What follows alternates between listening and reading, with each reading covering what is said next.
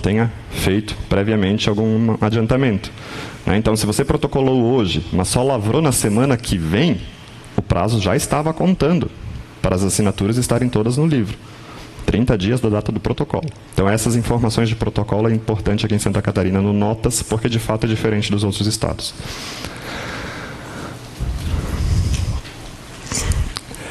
Em relação à principiologia notarial, é incorreto.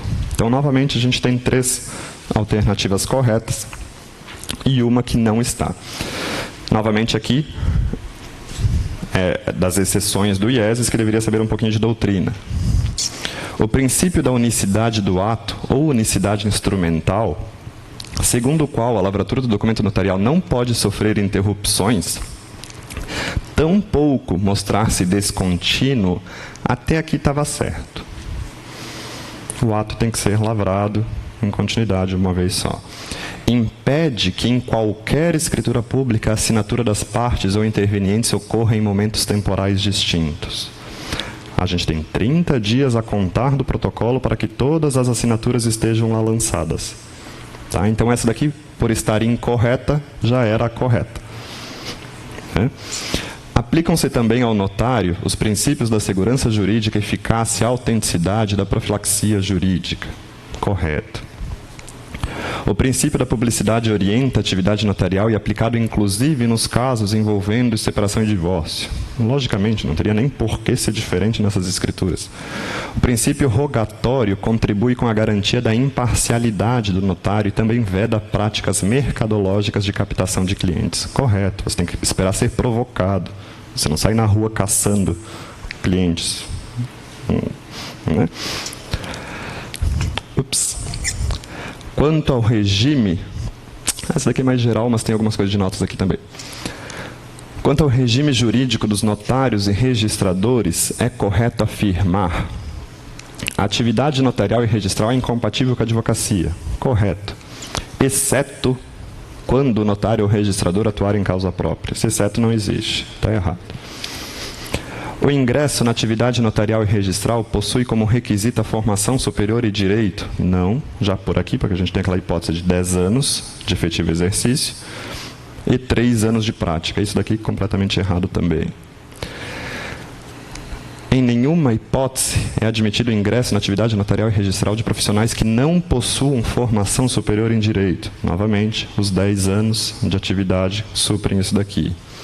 A gente pode ser induzido a erro, quem não leu a 8935, artigo 15, lá parágrafo 2º, que falava dessa hipótese. O titular concursado da serventia exerce efetiva função pública, devendo ser respeitada a regra constitucional que veda a acumulação de cargos, empregos e funções públicas. Correto.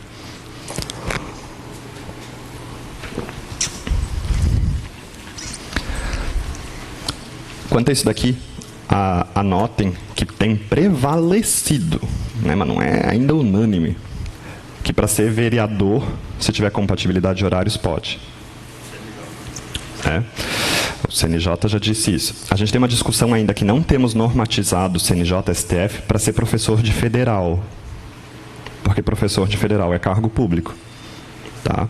E nós, se a gente seguir a risca da Constituição, a gente não está naquelas hipóteses de acumular um cargo de professor com outro técnico e científico. Então, como regra, se a gente seguir a risca, a gente não pode. Tá? Mas a gente tem jurisprudências entendendo que poderia. A STF já decidiu também que você pedir licença não remunerada do seu serviço público para vir ser notário e registrador é impeditivo. Essa licença não supre isso daqui. Você não pode pedir licença, você tem que se afastar daquela função, pedir a demissão. Desligamento, seja lá. A aposentadoria, Sobre a ata notarial, é incorreto. Pode ter como objeto o ato ilícito. Já vimos. Quem estuda ata notarial já é meio que pacífico que pode ata notarial com atos ilícitos. Não pode ser requerida em nenhuma hipótese por relativamente incapaz, pois a prova de capacidade é condição para a plena aferição do princípio notarial rogatório. não tem muita lógica essa daqui, por mais que pudesse plantar dúvida. Tá? O relativamente incapaz não estaria praticando nenhum ato que dependesse de assistência aqui. Ele só fez um requerimento. Né? Então, por isso que essa daqui estava incorreta. Esse em nenhuma hipótese. Né? Fiquem sempre atentos a esse em nenhuma, nunca, sempre. Né? Então, essa daqui estava errada e, por isso, era certa para ser assinalada. Apesar de ser livre a escolha do tabelião, não poderá este se deslocar para município diverso do da delegação, erros de português de Essay, para testar a posse e lavrar ata para fins de usucapião extrajudicial, especialmente quando o bem não for contíguo ou lindeiro à sua comarca. Isso daqui está no provimento do CNJ, inclusive. Né? Uma das exceções que a gente tem da livre escolha do tabelião é no tabelionato, é na lavratura de ata notarial de usucapião. Você pode fazer a sua compra e venda onde você quiser. Você pode fazer o inventário onde quiser. Mas a ata de usucapião é só no município do imóvel. Não importa se você vai ou não visitar o imóvel. Tem gente que entende que não precisa em algumas circunstâncias. Mas pelo provimento do CNJ, você tem que fazer no município do imóvel. Certo? Constitui requisito obrigatório para usucapião extrajudicial. Correto. Tá? Quero que vocês anotem aqui, do lado da C, que em Santa Catarina nós temos um artigo diferente, que eu não vi ainda em outros códigos de normas. Se o tabelião competente está impedido de praticar o ato, pode vir o vizinho ciscar no terreiro aqui para praticar o ato. Tá? Isso aqui eu não vi ainda em outros estados. Tá? Então, por exemplo, imaginem que é um cartório lá pequenininho, familiar, todo mundo é parente. Vem alguém lá para praticar o ato que é parente também, está impedido. Não pode fazer naquele município. Então, poderia se solicitar para o município vizinho, o mesmo município primeiro, depois a mesma comarca, depois a comarca integrada, para que venha praticar o ato, justifique no seu ato por que pisou no terreno do outro e comunique o juiz para tirar satisfação lá do porquê que o fulaninho não quis fazer, ou não podia fazer. Tá? Então, deem uma olhadinha nesse artigo específico que Santa Catarina é diferente.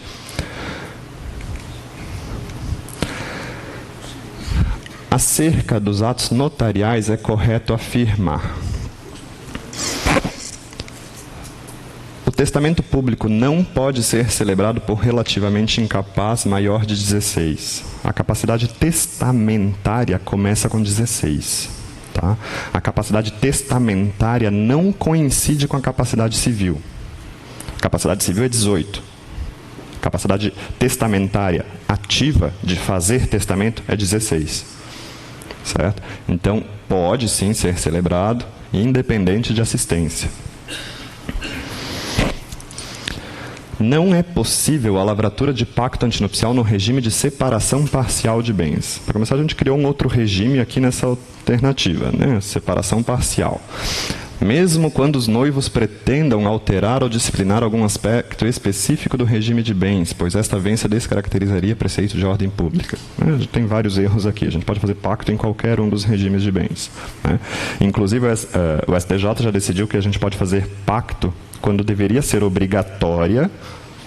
A gente pode fazer pacto para pegar a separação absoluta, ou a convencional, porque aí a gente afasta a súmula 377 do STF, que é aquela lá que diz que os bens adquiridos durante o casamento se comunicariam.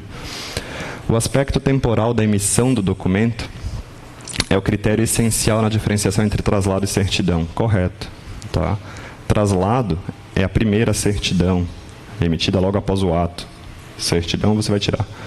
Os requisitos formais a serem observados pelo tabelião nas escrituras públicas e nas atas notariais são exatamente os mesmos, pois não há diferenças extrínsecas entre estes instrumentos públicos. Há muitas diferenças entre estes instrumentos.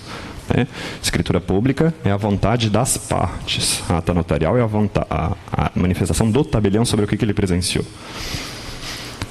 Então, a 6 era C por esse motivo.